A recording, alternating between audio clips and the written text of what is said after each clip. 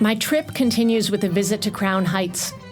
The Chabad movement was created by a dynasty of Hasidic rebbes in Lyubavitchy, Russia, in what is now Belarus. Its founder, Shneur Zalman, wrote prolifically about Jewish mysticism and law.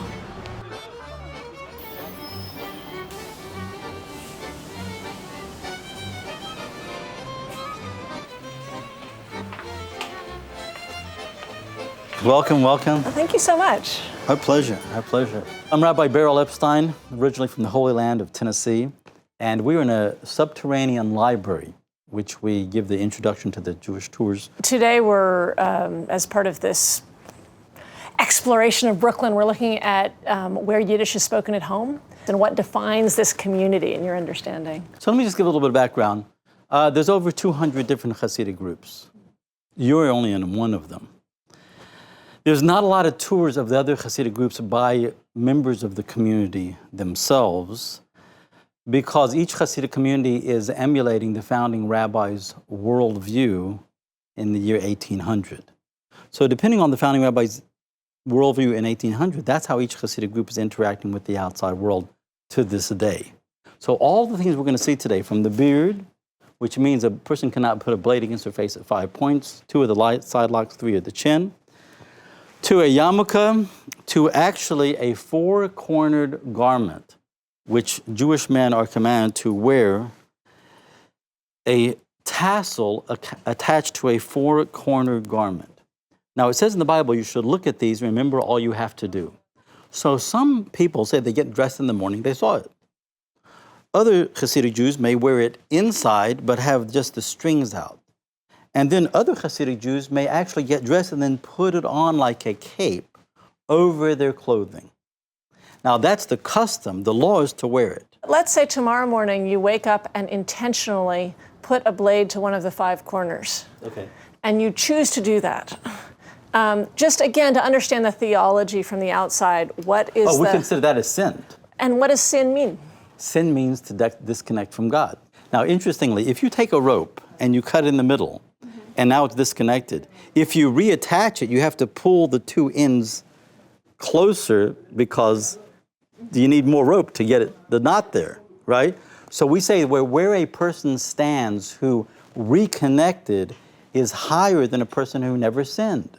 You know, I think a lot of people are curious about Yiddish in Brooklyn. How would you describe the relationship between this language and the kind of theological community you're talking about? So I would say this community has become more Yinglish than Yiddish, because as more people come from the outside and study here, the store signs in the community have gone from Yiddish to English or to Yinglish, because specifically a lot of Hasidic communities only speak in Yiddish, and they intentionally do not speak in Hebrew because Hebrew is a holy language. But we say as a Hasidic community that it's not as important which language you speak as what you say in that language.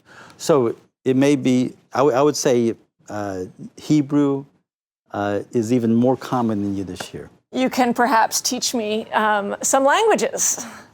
I want to learn a little Yiddish, a little Aramaic, and a little Hebrew. Shalom Aleichem is Hebrew. Salam Aleikum is Aramaic. Yes, yeah. So, salam alaikum. They're close, but not perfectly connected. Okay. And now I really need to know Yiddish, because today's about Yiddish. Was machst du? How are you? Was machst du?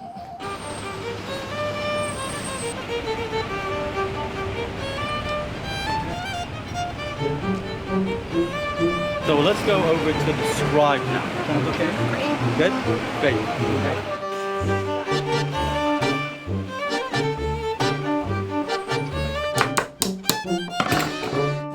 So today we're going to just learn a little bit about the scribal arts of the Jewish people. There's 3 commandments. One is a black box that has to go on the head and the arm. These are spiritual transmitters and receivers. Mind and heart should talk to each other, because the male species have a preponderance for disconnect. But they have to be made exactly right. So if you look right over here, you're going to see that he's actually wrapping parchment with Hebrew letters on it in animal skin, and then wrapping it in the hair from the tail of a kosher animal, placing it into a black box. This is a final product, but it has to start out with a skin under the chin of a cow. It's very pliable, but it's hard. We soak it and we start stretching it. Hold that, and we turn it into this. So we start forming it until we come to something like this. So this actually takes a year to go from rawhide to eventually the 4 chambers, and they cannot tear along that way. Then we have to put something inside the tefillin, which carries the power to accomplish that transformation in your mind and heart. This has to be written on animal skin with a feather from a kosher bird, not a bird of prey. Then the ink has to be handmade from kosher ingredients. When an ingredient is kosher, it means a rabbi supervised the production and certified that all the raw materials came from kosher animals. Animals like pigs, birds of prey, and certain seafoods are not considered kosher due to various biblical passages. So right over here we have a Torah on animal skin. That is the 5 books of Moses. This is one of 60 sheets. Within Judaism, writing a Torah scroll is a religious art. This entire process is done by hand and takes a whole year to be completed. Any 2 letters touch each other, it invalidates the entire scroll. And the Jewish man is commanded to hear every Monday, Thursday, and the Sabbath a portion of this to regenerate his soul as if the Torah was given today. So what does this tefillin say? This tefillin commands us to put on the black boxes. That's what's written inside of here. These are the 4 sections of the Torah, the command, and say those words. Can you read a section of that? Is that okay? Be happy to.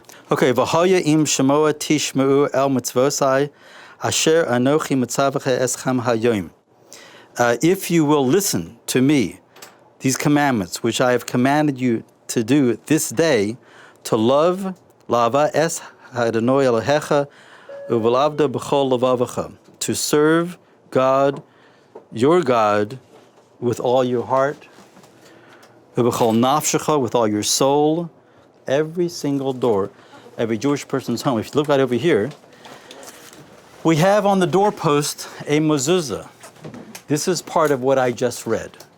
This is the life force of well-being into a Jewish person's home. And it's commanded to be on every doorpost, and not just of your home, but also of your workplace. The Chabad community is the largest Jewish organization in the world. Having moved from Russia to Latvia to Poland in the run-up to World War II, Chabad relocated to the United States and Crown Heights in 1940. Today, there are approximately 40 synagogues in the neighborhood, including the Lubavitchers' world headquarters, our final stop on the tour.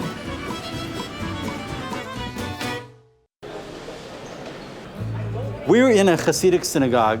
We can see them, but they cannot see us. And it's very similar to what a synagogue was in Eastern Europe. It's a big room, a lot of things going on. Our custom is once a boy is 13, he puts on a hat. Once a man is married, he wears the white prayer shawl. So if you look downstairs, particularly from the women's section, it's good to see who's married or to see who's still available. There was a men's section and a women's section in the temple in Jerusalem. That is why in the synagogue we have a separation between the men and women, because we're spiritually corresponding to what was happening in Jerusalem. You only have to get married to really profoundly study, and then you need to provide for your wife. So this is considered like a race against time. And my time is very limited. I only acquire so much information until I get married. Most people fail in life when there's an inconsistency between what he knows and what he should be doing. That's where the land of regret comes from. So we say if you are able to focus yourself, now you're able to go and transform other people to make sure that they are able to live consistently with what they know is right. So you might see people swaying downstairs. We consider prayer like meditation. You know, when a person meditates, they get more in touch with the soul than the body. So too a Jewish man, he has his prayer shawl on, he has his black boxes on, and he's praying, and he's turning on the soul, and the soul wants to lift off. In that attempt to lift off, he will start swaying automatically, unconsciously. Every single day, you gotta get your mind and heart going in the right direction. It's a daily struggle of the mind and heart. Really fascinating. Good, my pleasure. Yeah, thank you. I'm really glad we got to come in here. I didn't want you to miss this. The Lubavitch community attaches great importance to this building and has built replicas all over the world, from Canada to Cambodia. This is 770 Eastern Park. This is the World Lubavitch headquarters. Now I want you to look on top of the door. See the word Lubavitch? That's the name of the city that we actually physically came from in Europe. Okay? And Lubavitch means love, and we're from Russia. So we are the original from Russia with love. And instead of 007, we are 070. Because anywhere you go in the world, just say I was at 770, and they will know this is the iconic location of Lubavitch World Headquarters. Thank you very much. My pleasure. My pleasure. Grazie danke. Grace the day. Grace dank. Grace dank. It really was a fascinating tour. Good, so good. Thank My you. pleasure.